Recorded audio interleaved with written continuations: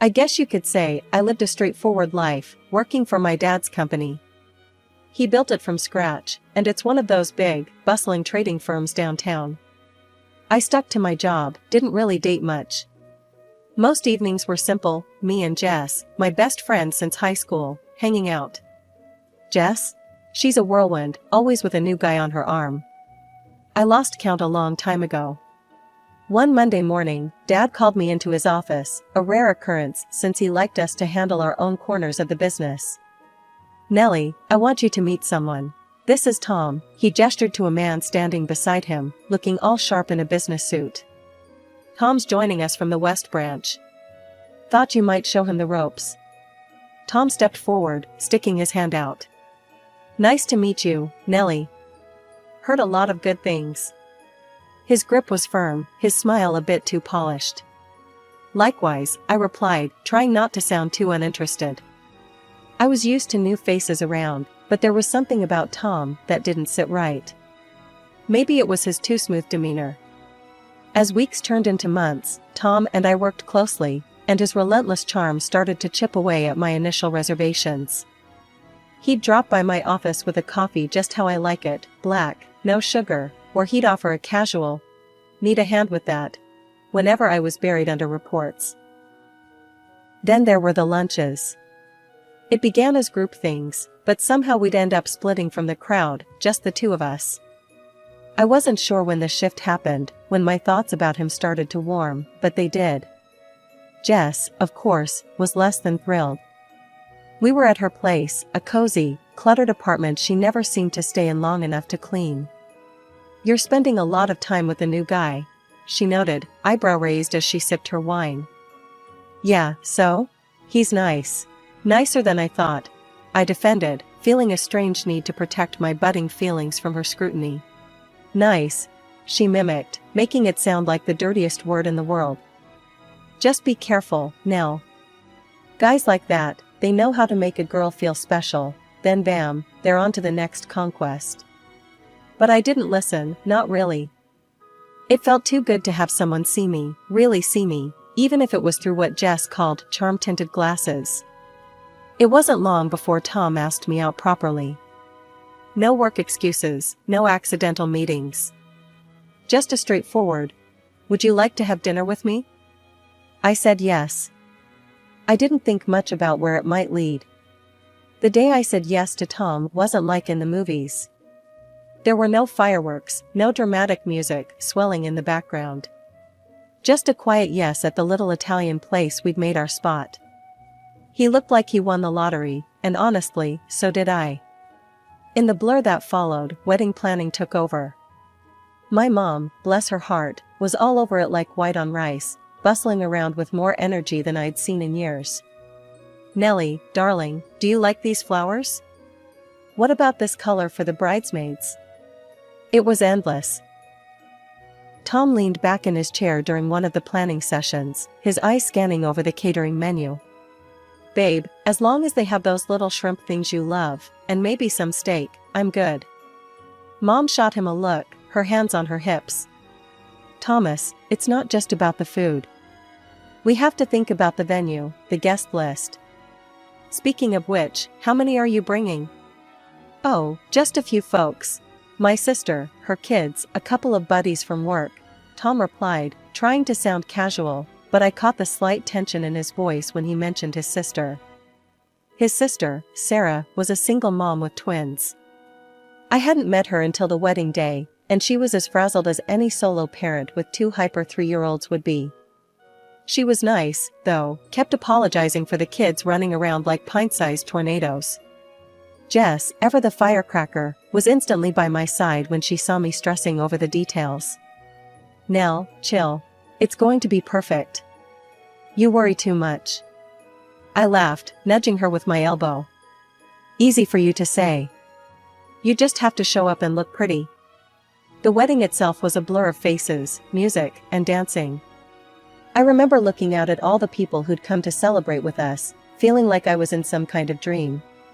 Tom was right there, always within reach, his hand finding mine, his smiles just for me. After the honeymoon, which was a week of beachside bliss, reality kicked back in. We moved into the house my parents gifted us, a cozy, two-story place with a garden that needed some love. It was ours, though, and that felt huge. One evening, after most of the boxes were unpacked, we collapsed on the sofa, a mess of takeout containers between us. "We really did it, huh?" Tom said, a goofy grin on his face as he threw an arm around me. "We did," I agreed, leaning into him. "Feels like playing house, doesn't it?" "Best kind of play," he chuckled, kissing the top of my head. "You're okay with this, right? Me working and you?" I knew what he was asking. We'd talked about it before, the idea of me being a housewife. It wasn't something I ever thought I'd want, but with Tom, it seemed right. "Yeah, I'm good with it. I want to make this a real home, you know?" "Yeah, I know." He squeezed my shoulder. "And hey, maybe soon we'll be adding a little more noise around here, huh?" I smiled at that, the thought of kids running around, filling the house with even more life. "Yeah, maybe." We sat there for a while, just enjoying each other's company, the quiet hum of our new life surrounding us. It felt right, like we were exactly where we were supposed to be. Months turned into years, and that little hope of adding the sound of tiny feet running around the house started to wear me down. Every month was a cycle of hope and disappointment. It wasn't supposed to be this hard, was it? People have kids every day. Why was it different for us? I remember sitting in the doctor's office, feeling like I was about to get my report card. The room smelled like antiseptic and something floral that was probably meant to calm nerves, but just made me more anxious. "Well, Nellie," the doctor started, looking over her glasses at me after checking all the test results. "Everything seems normal. These things sometimes take time. Just keep trying, and try not to worry." Tom was trying to be supportive, but I could tell it was getting to him too. One night over dinner, he reached across the table, taking my hand. "Hey, we're in this together, okay? We're a team, right?" "Right," I agreed, but part of me wondered if I was letting him down. Jess was a whirlwind of support and blunt pep talks. "You're stressing too much. It's like trying to catch a butterfly with a net. Just chill." I rolled my eyes, though her words did ease the tension a bit. "Easy for you to say. You're not the one going through it." She waved a dismissive hand. "True. But I see you, all wound up all the time. It's not gonna help you get pregnant." The conversation shifted when Jess dropped her own bombshell a few weeks later. We were at a cafe, the smell of coffee strong in the air. She had that look, like she was sitting on a secret. Finally, she blurted it out, her eyes gleaming. "I'm pregnant." For a moment, everything stopped. The cafe noise faded into the background, and I felt a mix of joy and an inexplicable sting. Jess, that's amazing."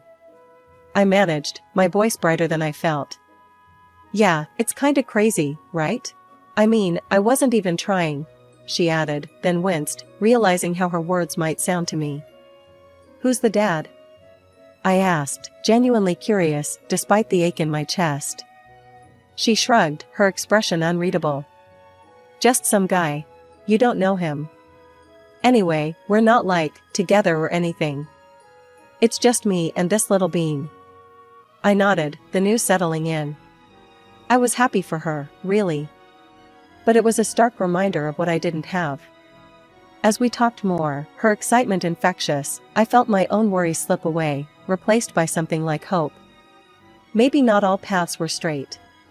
Maybe some had detours that still led to beautiful places. The months after Jess had her baby boy were a whirl of emotions. I visited her as soon as she was settled back home, carrying the plush, overpriced baby blanket I'd picked out, something soft enough for royalty. Jess seemed overwhelmed but happy, a tired smile permanently etched on her face. "God, Nellie, it's insane. I barely have time to shower, let alone host visits," she confessed as we sat on her cluttered couch, her new baby cradled in her arms. "I totally get it," I reassured her, trying not to feel sidelined. "Just know I'm here, whenever you need a break or just want to scream into a pillow." Back at home, things were different. Tom's weekend trips to help his sister, Sarah, with her twins, became more frequent. Every time he packed up for another visit, I offered to come along. "Let me help, it'll be fun. The kids are great," I'd suggest, trying to sound cheerful. "Nah, you don't need to deal with all that chaos.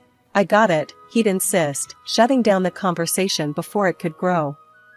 "Sarah's going through a lot.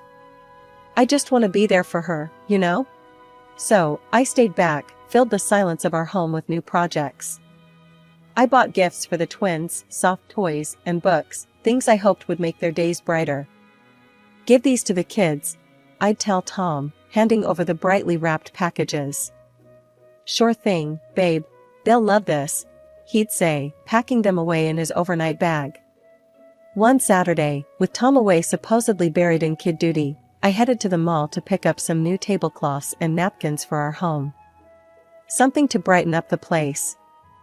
As I walked through the aisles, picking through patterns and fabrics, a familiar laugh caught my attention. There, in the middle of the mall, was Sarah, her twins tugging at each corner of her purse, none the worse for wear. Surprised, I approached them, my heart starting to race for reasons I couldn't pin down. "Sarah, what a surprise!" I exclaimed, perhaps a little too loudly. "Nellie, oh my goodness, it's so good to see you." Sarah beamed, herding her kids closer. "We're just picking up some school supplies." We decided to grab coffee at a small cafe inside the mall. As we settled down, the kids distracted with some coloring books, I ventured cautiously. "So, Tom's been a big help on the weekends, huh?" Sarah's face clouded with confusion. "Tom? Oh, he hasn't been over in months. Things have been crazy, and he's busy, you know. We mostly just text." Her words hit me like a slap. "Oh, but he's there now, right? Helping out?" My voice was thin, hopeful. "No, haven't seen him." "Is everything okay, Nellie?" Sarah's concern was genuine, but it only twisted the knife deeper. I nodded, pasting on a smile. "Yeah, all good. Must have misunderstood his plans." We chatted a bit longer, but I barely heard her. My mind was racing, piecing together the lies. He wasn't with his sister. He hadn't been for a long time. Where was he? What was he doing? The drive home was a blur. I kept telling myself to breathe, to not let panic take over. But inside, my world was crumbling. The trust I'd had, the life we'd built, it all felt like a house of cards, ready to topple at the slightest touch. The house was too quiet, the silence echoing off the walls like a bad omen. I needed answers. I needed to know if my instincts, now screaming betrayal, were right. Tom's office was at the end of the hallway, a space where he spent his evenings working, or so he said. I walked over to his desk, my hands slightly trembling as I contemplated where to start looking. His laptop sat there, closed but not asleep, its power light pulsing softly. I opened the laptop, hesitating for a moment before I typed in the password. He'd told me once, carelessly, not thinking I'd ever have a reason to use it. The screen lit up, revealing his cluttered desktop filled with folders and documents. I didn't know what I was looking for exactly. Maybe a receipt, an email, anything that could explain the sinking feeling in my gut. I clicked through folders, finding nothing but work files and boring reports. My hope was dwindling, replaced by frustration and a growing sense of foolishness. Maybe I was overreacting. But then, I noticed a folder tucked away at the bottom of the screen, labeled simply Miscellaneous. It was a strange place for such a folder, hidden among spreadsheets and business plans. Curiosity piqued, I opened it. There were photos. My breath caught as I clicked on the first image. It was Tom, and there, far too close, was Jess. A passionate, intimate kiss that you don't share with just anyone. And in another, he was holding her baby, looking down at him with a tenderness he'd never shown even in our talks of having our own. I felt cold, frozen in place as the truth settled in. My husband was cheating on me. With Jess. The world seemed to tilt, a vertigo of betrayal spinning me around. I needed to hear his voice, needed to know what he'd say. Shaking, I grabbed my phone and dialed his number. He picked up almost immediately. "Hey, babe." Tom's voice was casual, too casual. "What's up? Where are you?" I managed to say, my voice steady despite the turmoil inside. "Oh, just at Sarah's. Helping her with the kids. You know how it is," he replied smoothly. A child's scream cut through the background, lending credence to his lie. The rest of the weekend passed in a blur. When Tom came home, he was the picture of a loving husband, oblivious to the storm raging inside me. I acted the part of the none the wiser wife, but inside, I was reeling, planning, thinking of my next steps. By Monday, I had made up my mind. I called a private detective, a number given by a friend who had gone through something similar. We met at a coffee shop, a public place where I could keep my composure. "I need to know everything," I told him, my voice low. "Can you do that?" He nodded, his expression grave. "It'll take a couple of weeks. I'll get you everything you need to know." I went home to play the part of the trusting wife a little longer, the weight of my secret knowledge pressing down on me like a physical burden. 2 agonizing weeks of playing the doting wife finally culminated on a crisp Saturday morning. Tom had left early, his bag packed for another weekend at his sister's. I was nursing a lukewarm cup of coffee when the call came. It was the detective, his voice low and even. "I have the results," he said. "Can we meet? There's a cafe downtown, quiet enough for a conversation." "See you there," I said, already heading upstairs to get dressed. The drive to the cafe was a blur, my mind racing through 1,000 scenarios. What would the evidence show? Was there a chance, any chance at all, that I was wrong about Tom? Those hopes were dashed the moment the detective laid the photographs on the table between us. There was Tom and Jess, not just together, but intimate, affectionate. The detective's voice was a steady stream, but I only caught pieces, lost in the visual proof of betrayal. "And here are the invoices," he was saying, sliding another batch of papers across to me. "About 35,000 in total. All paid to cover medical expenses for the delivery. His name is on the receipts." Back home, I went straight to our bedroom. The closet was full of Tom's clothes, his scent, his presence. With a grim determination, I pulled out suitcases and began packing. Every shirt, every pair of jeans, every sock, I removed them from my life with a meticulousness that was almost surgical. Once everything was packed, I called a courier service. "I have a few items that need immediate delivery," I told them, my voice flat. The address I gave was Jess's. With his belongings gone, my next step was to secure my sanctuary. I called a locksmith, and had all the locks in the house changed. No trace of Tom was left accessible, not even a way in. Feeling both emptied and resolute, I drove to my parents' house. My mother opened the door, her expression turning from surprise to concern in an instant. "Mom, I need to talk to both of you," I said as I walked in, my father appearing in the hallway behind her. In the living room, I laid everything out, the photos, the receipts, the betrayal. My father's face grew dark with each revelation, his disappointment palpable. "You need to divorce him, Nellie," he said, his voice firm. "He's not the man we thought he was." "I've already started the process," I replied, pulling out the divorce papers from my bag. I needed you to know." Mom reached out, her hand covering mine. "We're here for you, darling. Whatever you need." That evening, as the sky darkened and a quiet settled over my parents' home, my phone began to light up relentlessly. First, it was Tom, his calls coming in one after another. When I didn't answer, the buzzing switched to texts. "Babe, why is the door locked? My key won't work. What's going on?" I stared at the screen, feeling a hollow satisfaction in ignoring him. Then Jess started calling. I didn't need to pick up to know why. Confusion, betrayal, a messy mix of emotions that I no longer cared to understand. It was late when I heard the car pull up. The sound of a door slamming was followed by urgent footsteps up the driveway. Tom didn't bother to knock, he burst through the front door, his face flushed with anger and confusion. "What's this about, Nellie? Why are my things at Jess's?" Why can't I get into my own house? His voice was loud, too loud, filling the space with a palpable tension. I was sitting in the living room with my parents. I stood slowly, meeting his gaze with a calm I didn't feel. How do you know your things are with Jess? Weren't you supposed to be at your sister's all weekend?